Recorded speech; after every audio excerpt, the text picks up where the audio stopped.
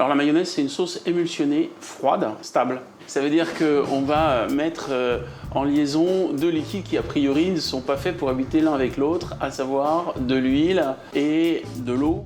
Alors c'est-à-dire qu'on va créer une émulsion. On va disperser l'huile en micro-gouttelettes, ça va lui donner du volume, elle va blanchir. Et pour maintenir cette émulsion, on a besoin d'un émulsifiant. Et cet émulsifiant naturel, on le trouve dans le jaune d'œuf ou dans la graine de moutarde.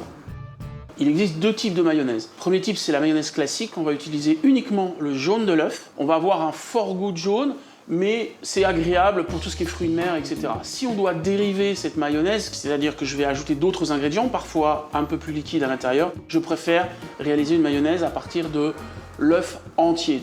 Alors une mayonnaise en ingrédients, c'est très simple. C'est de la moutarde pour l'émulsifiant, du jaune d'œuf, un petit peu de vinaigre et de l'huile.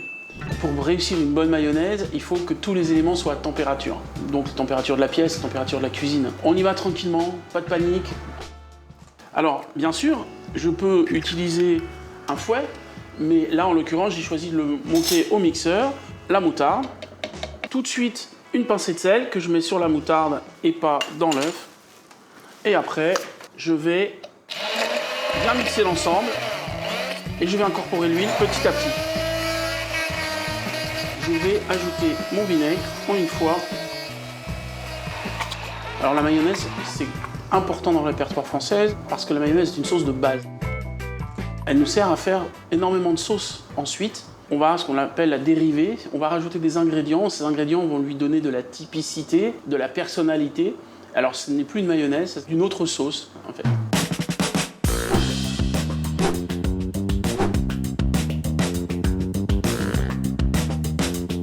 Alors on va commencer avec une sauce surprenante pour le répertoire classique. On a décidé de faire notre propre sauce samouraï. J'ai un tout petit peu de vinaigre, de cidre, ketchup, flocons de piment coréen qu'on appelle gochujang et de l'huile de piment pour la puissance.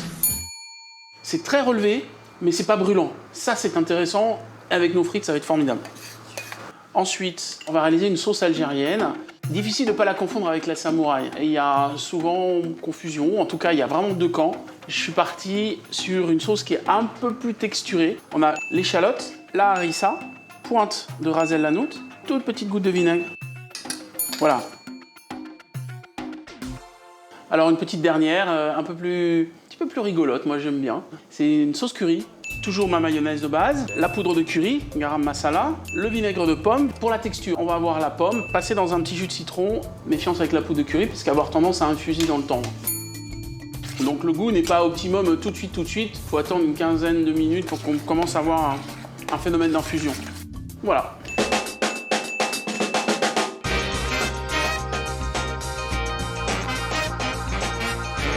Ah, moi j'ai un vrai fait pour la samouraï. Le rapport entre le côté épicé, le croustillant de la frite. En plus, on a de la texture, donc ça c'est intéressant. Franchement, faites vos sauces frites maison, quoi, c'est quand même beaucoup mieux.